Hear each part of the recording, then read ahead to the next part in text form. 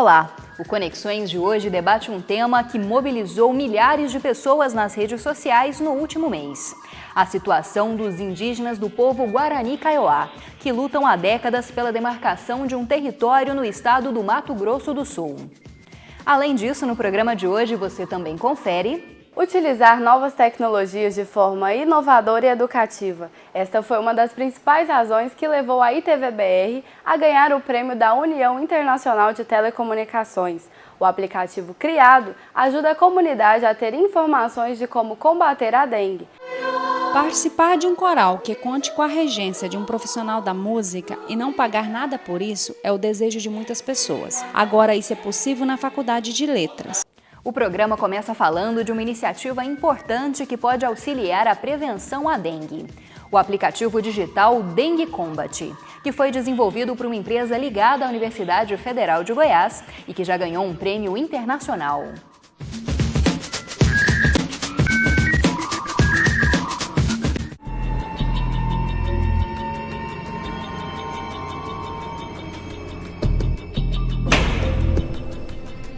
A ITV-BR, que recebeu consultoria da incubadora da UFG, recebeu no ano passado em Genebra, na Suíça, um prêmio na World Telecom. Com o aplicativo Dengue Combat, a empresa aproveitou a facilidade do sinal digital de televisão para tratar um assunto de saúde pública. Utilizar novas tecnologias de forma inovadora e educativa. Esta foi uma das principais razões que levou a ITV-BR a ganhar o prêmio da União Internacional de Telecomunicações. O aplicativo criado ajuda a comunidade a ter informações de como combater a dengue, doença que preocupa cada vez mais a sociedade. Então, o Dengue Combat é um software que vai ali junto com o sinal de áudio e de vídeo, né? Então, quando você está lá na sua casa, sintoniza lá um canal, né? Você, além de você estar vendo ali aquele programa composto por um áudio e por um vídeo, você vai estar recebendo dados também. E esses dados tornam ali a programação interativa. Só com o controle remoto ele começa a interagir com o Dengue Combat na sua televisão. Apesar da importância social do projeto, o aplicativo ainda não atinge a todos. Por ser uma tecnologia digital, exige que as empresas de comunicação aprimorem suas infraestruturas. Principalmente as emissoras de médio e pequeno porte, é que elas ainda não digitalizaram o sinal. Então não tem como, por exemplo, eu transmitir essa aplicação, né, se a emissora ela não tem, a infraestrutura dela não está preparada.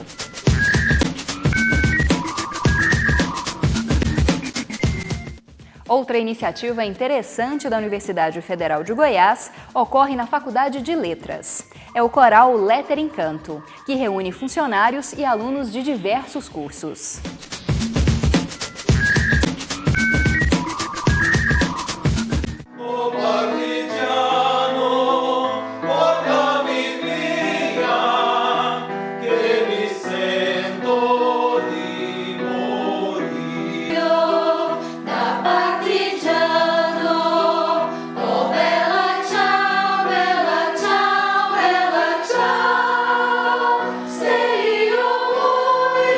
Participar de um coral que conte com a regência de um profissional da música e não pagar nada por isso é o desejo de muitas pessoas. Agora isso é possível na Faculdade de Letras. O Letter Encanto é o primeiro coral aberto à comunidade goianiense oferecido pela Faculdade de Letras da UFG. As pessoas gostam de cantar as músicas italianas. O coral é aberto para todos que amam cantar, que gostem de cantar, mesmo sem saber cantar. Os ensaios do coral acontecem todas as segundas e quartas-feiras, entre 1 e 2 da tarde, sendo que na segunda também há ensaios a partir das 5h40 da tarde, sempre na Faculdade de Letras da UFG. Eu acredito que seja mais prazeroso do que difícil, porque o pessoal se esforça muito. O pessoal que nunca cantou tem o quê? Eu acho que 90% do pessoal aqui nunca teve contato com canto. No final das contas, eu acho que gera mais prazer do que trabalho.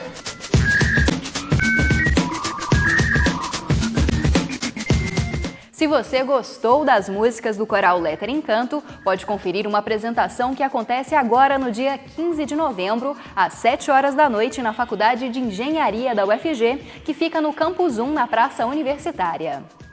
E no próximo bloco, Conexões discute a triste situação dos indígenas do povo Guarani Kaiowá, no Mato Grosso do Sul. Eles lutam há décadas pela demarcação de um território. Quem vai falar mais sobre esta situação é Jônia Rodrigues, membro da FIAM Brasil, que é a rede de informação e ação pelo direito a se alimentar. Mas antes, você confere o que as pessoas sabem sobre os indígenas Guarani Kaiowá? Bom, eu acho que a situação dos povos Guarani Kaiowá é uma situação que vem repetindo na história do Brasil, né, desde a chegada dos portugueses, né? E um povo vem sofrendo muito com a tomada das terras e assim fazendo um apelo último, né, de praticamente um suicídio coletivo, né? E acho que é uma tentativa de sensibilizar as autoridades, o povo brasileiro e também o povo do mundo de uma forma em geral.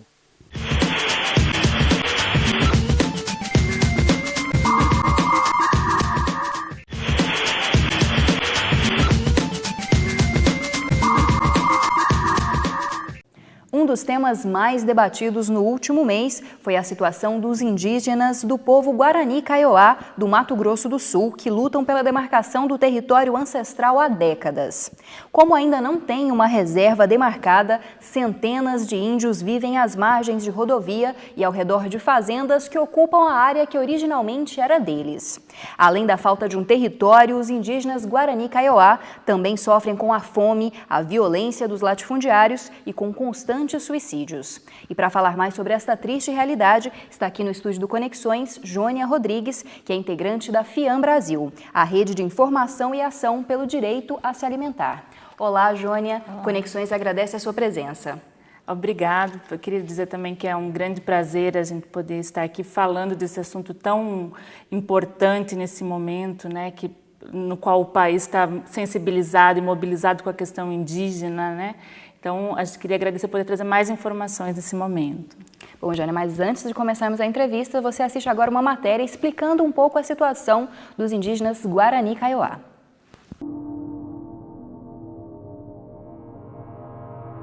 Queremos deixar evidente ao governo e à Justiça Federal que, por fim, já perdemos a esperança de sobreviver dignamente e sem violência em nosso território antigo.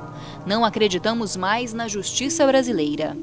Sabemos que seremos expulsos daqui da margem do rio pela justiça, porém não vamos sair. Como um povo nativo e indígena histórico, decidimos meramente em sermos mortos coletivamente aqui. Este foi o desabafo de um grupo indígena da etnia Guarani Kaiowá, que ocupa há quase um ano a fazenda Cambará, que fica na cidade de Iguatemi, a 466 quilômetros de Campo Grande, capital do Mato Grosso do Sul. Eles decidiram escrever esta carta depois que a Justiça Federal da cidade de Naviraí, também no Mato Grosso do Sul, decretou a reintegração de posse da área. O relato comoveu centenas de internautas de todo o mundo e se tornou um dos assuntos mais comentados nas redes sociais durante o mês de outubro. A comoção levou o Tribunal Regional Federal da Terceira Região a cassar a liminar. Os indígenas poderão permanecer no local até que sejam terminados os processos administrativos de demarcação das terras. Apesar de só agora muitas pessoas terem voltado as atenções para os problemas dos Guarani Kaiowás, a luta deste povo pelo direito à terra se arrasta desde o início do século, quando a etnia começou a ser confinada em territórios reduzidos, por causa dos interesses econômicos de governantes e latifundiários. Em 2007, foi assinado um termo de ajustamento de conduta entre a Fundação Nacional do Índio e o Ministério Público Federal para a identificação e delimitação de terras Guarani Kaiowá. No entanto, até hoje, esse TAC não saiu do papel. Um outro dado preocupante é que, durante o governo Lula, foram homologados 3 territórios Guarani, mas a ocupação destas terras foi cancelada por uma liminar do Supremo Tribunal Federal. E não há ainda uma previsão da decisão final do STF. Além da falta de condições dignas de moradia e sobrevivência, os Guarani Kaiowá também sofrem com a violência constante. Nos últimos 8 anos, foram mais de 250 índios assassinados no estado. Além disso, ocorreram 190 tentativas de assassinato, 176 suicídios e 49 atropelamentos de indígenas desta mesma etnia. Bom, Jônia, primeiro gostaria que você explicasse a situação específica desse grupo de indígenas que atualmente está ocupando uma fazenda na cidade de Iguatemi, no Mato Grosso do Sul. Por que eles estão nesse local? Eles estão nesse local desde novembro de 2011, né? Esse grupo ele é composto por 170 guaranis mobilizados na reivindicação do seu território, né? A área que eles ocupam hoje é da floresta legal da fazenda de Cambará, em Iguatemi, né? Localizada no sul do Mato Grosso do Sul. E eles estão lá porque se refugiaram de um ataque ao acampamento em que eles estavam na beira da estrada em agosto de 2011. Foram para lá para se preservar. Em março desse ano, a FUNAI publicou uma nota técnica na qual ela reconhece realmente essa área como sendo do território de Pielito-Cuê, né? A fazenda Cambará compõe parte do território de Pielito-Cuê, reivindicada pelos guaranis. Então eles estariam ocupando uma área que originalmente seria deles, mas que ainda pela justiça não foi demarcada. Exato, ela não foi ainda nem reconhecida, nem identificada, porque é o que acontece, tem um termo de ajustamento de conduta, né, firmado entre a FUNAI, o Ministério Público e os indígenas, na qual a FUNAI se compromete a fazer a demarcação, a identificação, demarcação e homologação dos territórios guaranis do Mato Grosso do Sul, né? E Pielito-Cuê é um desses territórios, mas ainda nenhuma portaria, nada foi feito nesse sentido de reconhecimento. Bom, e os Guarani, além desse grupo, existem milhares de Guarani também espalhados pelo Mato Grosso que sofrem uma situação muito parecida com essa. Muito parecida. Hoje no Mato Grosso do Sul, são cerca de 40 a 45 mil guaranis que vivem em situação de extrema pobreza, de vulnerabilidade. Eles estão, na realidade, vulnerabilizados, né? Porque é o Estado que coloca eles nessa condição, né? E vivem também mobilizados em prol do seu território, lutando. Como você falou, são acampamentos, né? São confinados em pequenos territórios. Assim, estão em condições de... As crianças têm desnutrição, né? A CESAI, que é a Secretaria de Saúde Indígena, estima que tenha cerca de 700 crianças com desnutrição, né? Então, é uma nação toda, é um povo todo que está nessa condição. Não é só os 170 de Pielito-Cuê, mas os guaranis como um todo vivem essa condição. Bom, e a ação deles também é agravada ainda pelo número alto de suicídios. Os jovens têm recorrido a isso, ao suicídio, às vezes para fugir dessa vida tão dura? Então, o Guarani ele vive em busca do bem viver Guarani, em busca da terra sem males, né? Quando isso não é possível, entra num processo de depressão, de não ver perspectiva de vida, tudo isso. Então, há um alto índice de suicídios, né? Se você pegar o relatório do Conselho Indigenista Missionário contra a violência, sobre violência contra os povos indígenas no Brasil, no ano de 2003 a 2010, morreram 555 indígenas por suicídio. Então, isso ocorre pela falta de perspectiva mesmo. A expectativa de vida de um Guarani Kaiowá é de 43 anos, enquanto a média nacional da população brasileira é 74. Ou seja, é muito abaixo a expectativa de vida. Então, eles não veem... Se você pegar a carta, né, publicada de Pielito-Cuê, eles falam, a gente está cansado, a gente não vê expectativa de vida, a gente não vê melhora nisso. A nossa única saída realmente é morrer, porque a gente não tem a nossa terra e nem pode viver conforme a nossa cultura. Bom, Jane, a gente vai para um rápido intervalo, mas daqui a pouco você continua acompanhando a discussão sobre a situação dos índios Guarani Kaiowá, que estão sofrendo no Mato Grosso do Sul pela demarcação do seu território ancestral. Não saia daí, o Conexões volta em instantes.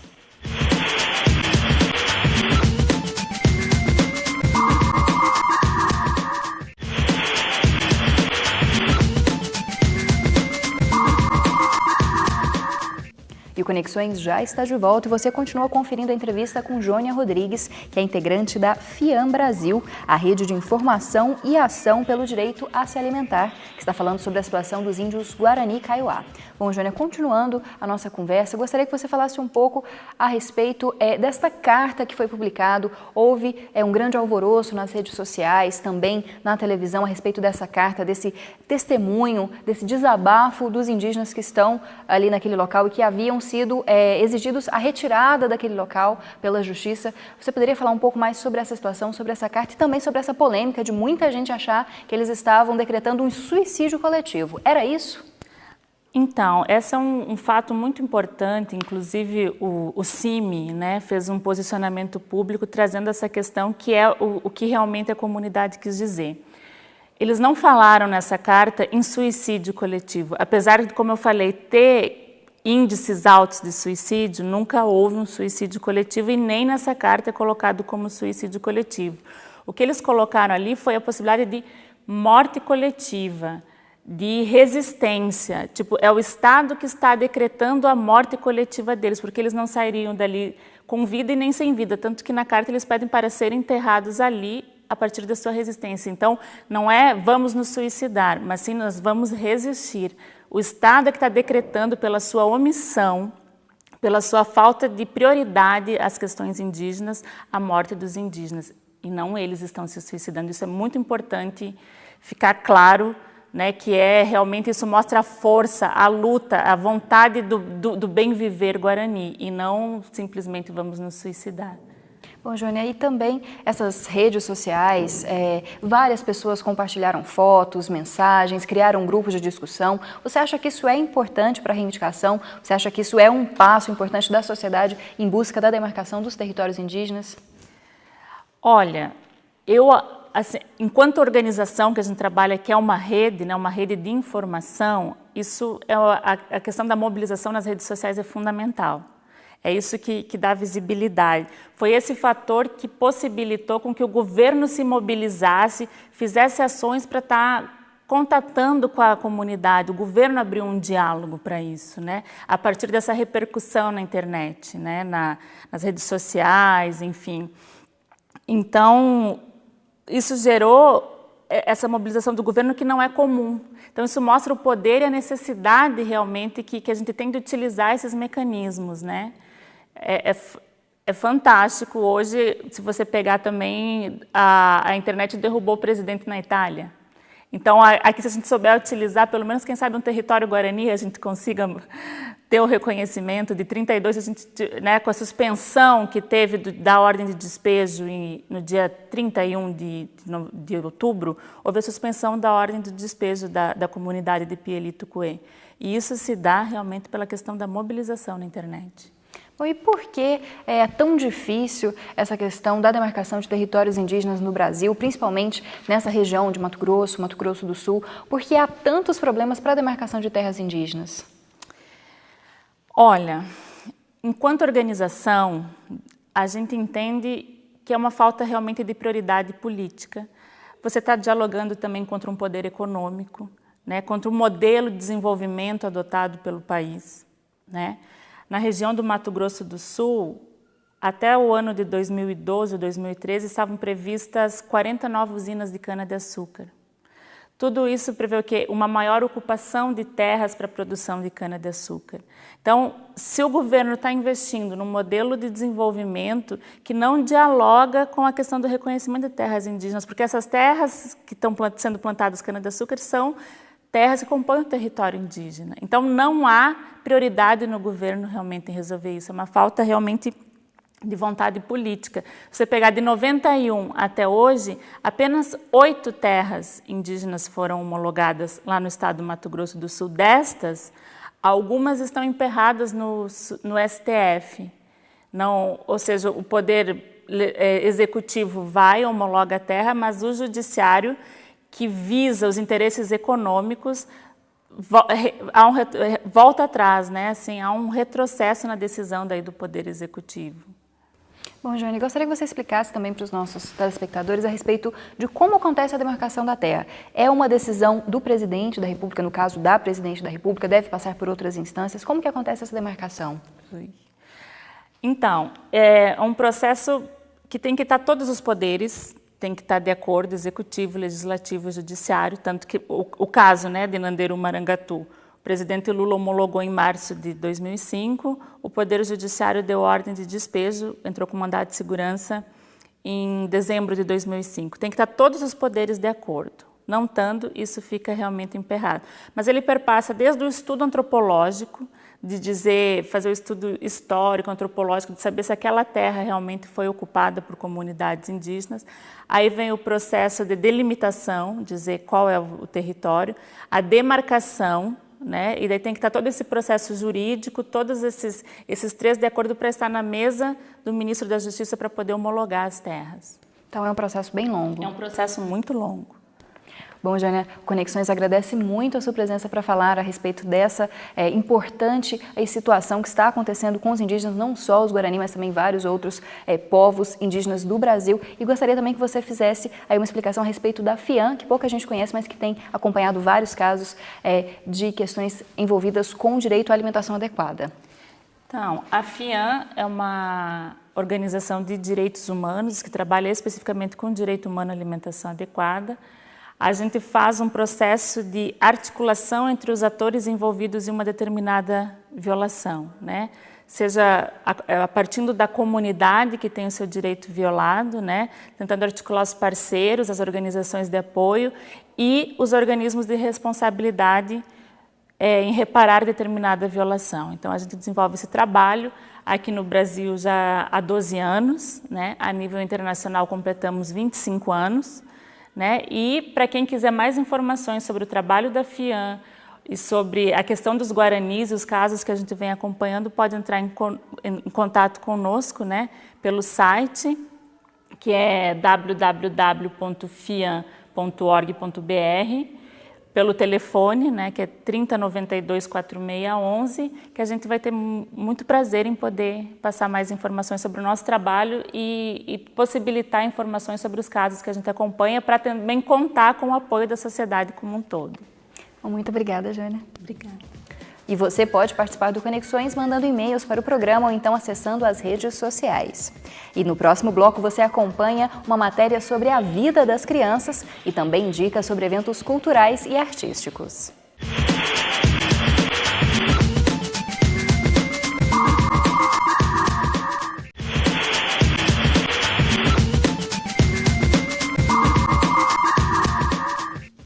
E o Conexões já está de volta. E você começa conferindo dicas interessantes sobre atividades culturais e acadêmicas que acontecem durante toda esta semana no estado de Goiás.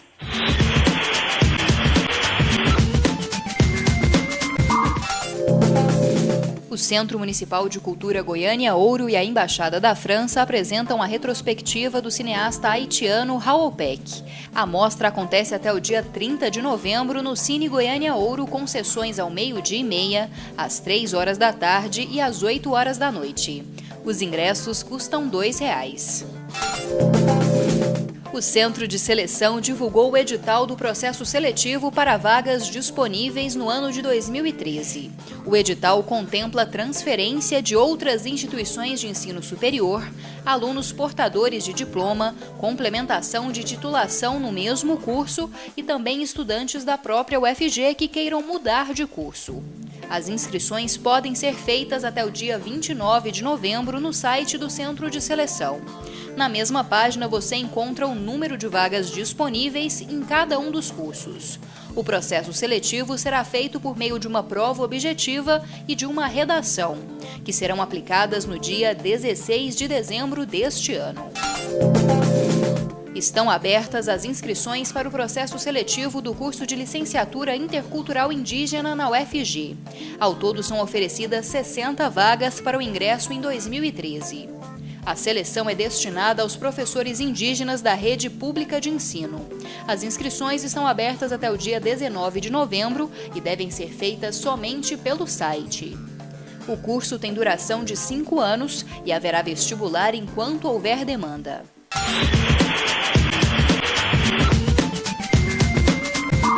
E você confere agora uma reportagem especial sobre uma etapa muito importante da vida, a infância. Nesta matéria você confere os lados bons e ruins de ser criança. Para o Estatuto da Criança e do Adolescente, uma pessoa é considerada criança até os 12 anos. Mas independente da idade, para elas a brincadeira é a melhor parte da infância. É inclusive a noção que tem sobre o que é ser criança. Se brinco, logo existo. Agora pega o livro, pode ler. Agora tem que jogar videogame. Agora tem que assistir TV. Agora tem que comer chocolate.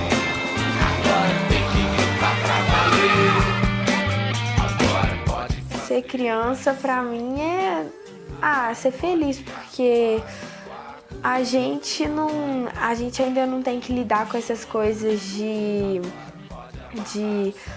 trabalho, de contas, dos problemas do mundo, sabe? Então é mais tranquilo.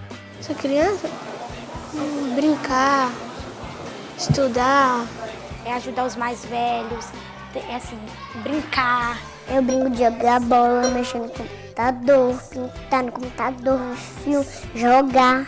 As crianças, elas querem brincar, né? Querem construir aí as suas possibilidades, soltar a sua criatividade. Elas querem ter acesso a uma educação de qualidade. Agora tem que jogar videogame. Agora tem que assistir. Às vezes a brincadeira é interrompida de forma bruta. É a pior parte de ser criança. É como não se reconhecer no próprio espaço. Porque o que antes era só sorriso, se transforma em lágrima. O mais ruim de ser criança é quando a gente, às vezes, apanha. Quando meu pai me bate. Ele me bate muito. Bate por quê? Porque eu vou brincar com meus colegas e ele não deixa. Ele não deixa eu brincar com meus colegas na rua, não deixa eu jogar bola na rua. Te bate como? Ele bate que nem bate em homem. Existem famílias que têm pessoas alcoolistas, dependentes químicos, e que isso muitas vezes pode ser muito traumático para as crianças, né? Porque elas vivem situações, às vezes, de violência familiar. Uma criança que vive numa situação de violência, ela, claro, vai ter sequelas, né? Ela vai ter alguma situação ali na vida adulta e até mesmo antes, que isso vai interferir no processo de escolarização, na questão cognitiva, dependendo da violência que ela sofreu e do momento que isso ocorreu, na questão do foco para a aprendizagem. Enfim, muitas vezes uma criança pode até ter uma situação que ela vive na primeira infância que pode ser, vamos dizer, determinante para o seu desenvolvimento físico. Nós podemos dizer que pode ter alguma influência, sim. Podem ser crianças mais tímidas, podem ser crianças... Cada um vai expressar isso de uma forma. Felizes ou tristes, todas as crianças sonham, mas o caminho até o realizar é longo e nem sempre em linha reta. Para as crianças, pouco importa. O importante é que sonham. Meu sonho é curtir minha vida, para mim ser muito feliz pro resto da vida. Eu quero ser jogadora de futebol. Por quê? Porque eu gosto. Mulher barriguda que vai ter menino. Qual o destino que ele vai ter? Que será ele quando crescer? Lá, lá, lá, lá, lá, lá, lá, lá,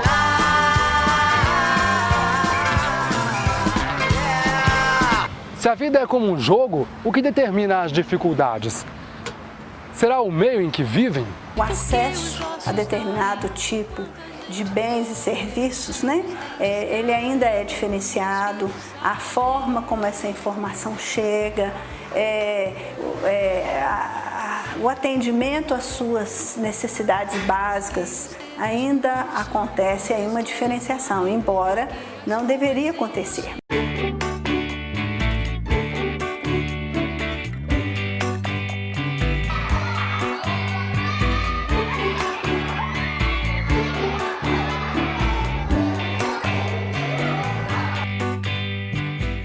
uma criança é viver na plenitude aquela fase de desenvolvimento que ela está, né? E ela ter condições de viver isso plenamente. Ela poder descobrir esse mundo, buscar as coisas que ela tem, né, curiosidade de entender, desejar mesmo e desenvolver-se a cada dia. Esta reportagem que você acabou de conferir foi produzida pelo programa Em Vista da TV da Universidade Federal de Minas Gerais. Ela foi compartilhada com a TV UFG por meio da Rede IFES, que é a rede de compartilhamento de produções audiovisuais entre as universidades brasileiras. E como sempre, é com uma matéria da Rede IFES que o Conexões de hoje chega ao fim. Este programa é produzido em parceria com o Laboratório de Produções Audiovisuais Integradas da Faculdade de Comunicação e Biblioteconomia da UFG e também com a Assessoria de Comunicação da Universidade Federal de Goiás. E você também pode ser um parceiro do Conexões. É só mandar um e-mail para o programa ou então acessar as redes sociais. Você também pode assistir a todos os episódios que já foram produzidos no blog do programa. O Conexões quer sempre se conectar com você. E eu te espero no próximo sábado, às 8h15 da noite. Conexões tem reprises aos domingos em 2 horários. E horários novos, viu? Ao 12h15 e às 9h15 da noite. Até a próxima semana!